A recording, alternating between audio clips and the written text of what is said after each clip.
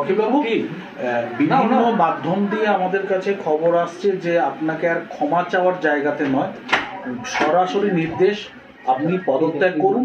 যদি আপনি পদত্যাগ না করেন তাহলে আপনাকে বরখাস্ত করা হবে। কি বলবেন? আমাকে রাজ্য সভাপতি সুব্রত বক্সী এইমাত্র ফোন করেছিলেন। রাজ্য সভাপতি সুব্রত বক্সী এইমাত্র ফোন করে তিনি জানালেন যে মন্ত্রিসভা থেকে পদত্যাগ করার জন্য। আপনি পদত্যাগ করছেন? আমি পদত্যাগ পত্র লিখে ফেলেছি। কালকে যেহেতু বিধানসভায় মুখ্যমন্ত্রী আসবেন, আজকে রাত্রে আমি ওনার মেলে পাঠিয়ে দেব, কালকে হাতে করে পদত্যাগ দিয়ে। এই যে পদত্যাগ করতে হচ্ছে, মানে এই পরিপ্রেক্ষিতটা বা এটা নিয়ে কি বলবেন? না, আমি এতে কোনো অনুতপ্ত নয়।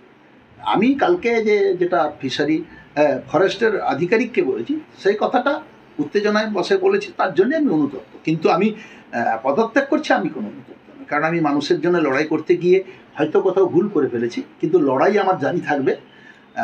আমি যেহেতু দল আমাকে নির্দেশ দিয়েছে, মুখ্যমন্ত্রী নির্দেশ দিয়েছে, তার জন্যে আমি মন্ত্রিসভা থেকে কালকে পদত্যাগ করছি। এটা কি একটু বেশি দলীয় পদক্ষেপ হলো বলে মনে হচ্ছে? না, তা জানি না, সেটা দল সিদ্ধান্ত নিয়েছে।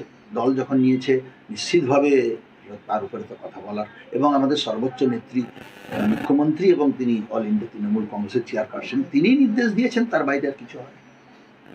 আপনি নেক্সট পদক্ষেপ কি নিতে চলেছেন? আমি আমার পদক্ষেপ ওখানে অসহায় মানুষের যাতে ওরা কোনো বঞ্চিত না হয়, তার জন্যেই আমার লড়াই চলবে। আমি মন্ত্রিসভা থেকে পদত্যাগ করলেও আমি ওই এলাকার জনপ্রতিনিধি এমএলএ থাকবো, আমার কিন্তু লড়াই চলবে ওখানে ওই অসহায় মানুষদের জন্য আমার লড়াই চলবেই। গতকাল আপনার সঙ্গে যখন যে কথোপকথনটা ভাইরাল হয়েছে, সেখানে দেখা যাচ্ছে আপনি বলছেন যে বন দপ্তরে বেশ কিছু দুর্নীতি রয়েছে, যেটা আপনি বিধানসভাতে তুলবেন। কি ধরনের দুর্নীতির তথ্য আছে আপনার কাছে? সেটা তো আজকে আপনাদের অনেক চ্যানেল গেছিল, আমি তো যাইনি আজকে। ওখানে স্পটে গিয়েছিল তাজপুরে, অনেক মিডিয়া গিয়েছিল। সে মিডিয়ার সামনে গ্রামবাসীরা বলেছে যে টাকা নিয়ে বন দপ্তরের লোকেরা টাকা নিয়ে দোকান নাকি বসিয়েছে। এটা গ্রামের মানুষ বলেছে, আমি বলিনি। গ্রামের মানুষরা মিডিয়ার কাছে বলেছে যে এই বন দপ্তরের লোকেরাই কখনো 5,000, কখনো 6,000, কখনো 7,000 টাকা নিয়ে আমাদের দোকান বসিয়েছে। তার মানে বন দপ্তরে দুর্নীতি হচ্ছে এবং আপনার কাছে সেই খবর ছিল, আপনি আগে মন্ত্রিসভায় জানাননি কেন, বা আপনি কি আগে কোনো পদক্ষেপ? আমি এর আগে আমার কোনো খবর ছিল না, আমি সেদিনকেই জেনেছি। আপনি ভিডিওতে বলছেন যে বন দপ্তরে একাধিক দুর্নীতি রয়েছে, যেগুলো আমরা ফাঁস করে দেব। সেটা তো কাঠের ব্যাপার বলেছিলাম। টাকার ব্যাপার বলিনি, টাকার ব্যাপারটা গ্রামের লোক বলেছে, আমি কাঠের ব্যাপারটা বলেছি। কাঠের অনেক কিছু কাঠ ওরা করে।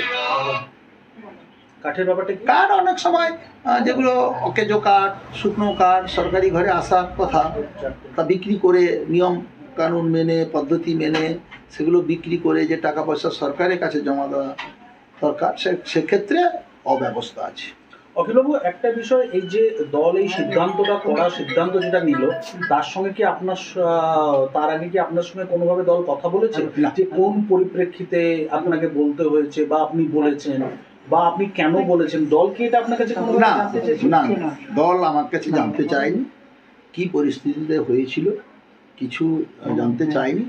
শুধু সুব্রত বক্সী আমাকে বলেছেন গতকাল ঘটনাটা তিনি সারাক্ষণ ধরে টেলিভিশনে দেখেছেন, তিনি নির্দেশ দিয়েছেন, তাই আমি পদত্যাগ করে দিচ্ছি।